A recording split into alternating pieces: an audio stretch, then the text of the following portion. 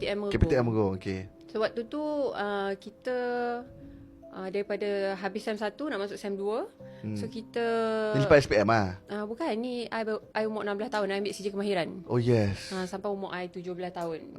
So kita SEM 2, SEM 1 dah habis, kita nak masuk SEM 2, kita kena cari rumah sewa sebab tak mau duduk tak mau duduk asrama time tu kan. So waktu pi cari rumah sewa tu, I tak ada. I balik kampung. So kawan-kawan I ni yang nak duduk rumah sewa sekali ni dalam 5 orang macam tu, depa ni memang orang Kedah. So depa lah yang pergi cari. So waktu depa cari tu I tak ada. So tak apalah, waktu I datang balik nak masuk ke SEM 2 tu, so I jumpa lah depa, dah jumpa rumah lah, depa dah pergi bersih semua rumah, tinggal nak masuk je kan. So I pun macam okey lah, dah bawa barang benda semua nak masuk rumah tu. Tapi waktu I nak masuk rumah tu, sebenarnya kita jalan tu dia macam rumah taman tau. So rumah taman, depan rumah tu ada padang besar. Padang luar lah, lapang kan. Padang bola. Tapi tak ada orang pun, tak ada orang main pun kat padang tu. Depan tu ada kebun-kebun kecil-kecil sikit kan. So waktu nak jalan masuk ke taman tu, I sendiri nampak, I nampak nenek pakai kain batik. Tua, dia pakai kat kepala dia kain batik, dia pakai kain pun kain batik. So dia memang tunduk macam tunduk jalan, tapi slow lah. So nampak dia lalu kan. Tapi I tak fikir apalah, I fikir ni orang kawasan ni kot kan. Tapi dia memang tua, tak nampak muka dia, tunduk dia jalan kan. So masuk rumah tu, pergi ke rumah tu. So masuk je rumah tu memang dah rasa seram dah. Memang dia tak ada apa pun sebenarnya waktu kita masuk tu kan. Tapi memang bulu roma semua memang naik. Lepas tu dia rasa macam rasa tak best tu kan. Tak apalah, kemas-kemas barang, I duduk sembang lah dengan kawan I. Rasa seram tak? Kawan-kawan I ni semua rasa seram dia. Sampaikan kita time tu maghrib, nak malam semua nak mandi. Semua tak mau pergi toilet sebab rasa tu tau, rasa seram tu kan. Nak pergi toilet semua kecut lah. Semua kecut, mandi 2-3 orang time tu.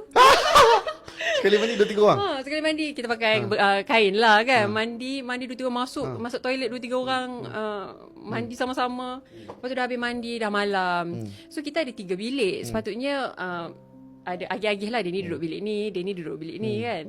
Tapi semua tak mau tidur bilik sebab rasa takut tu kan. Semua tidur depan, bentang tilam, bantai semua tidur ramai-ramai kat depan. So yang paling lah tidur time tu I. So I duduk main laptop time tu kan, zaman-zaman laptop time tu. Main laptop, I dengar bunyi orang macam duduk bersembang dekat dapur belakang luar rumah I kan. I ni pula dalam kepala I macam orang belakang kot kan. Tapi memang dengar bunyi macam bising kat kedai makan tu.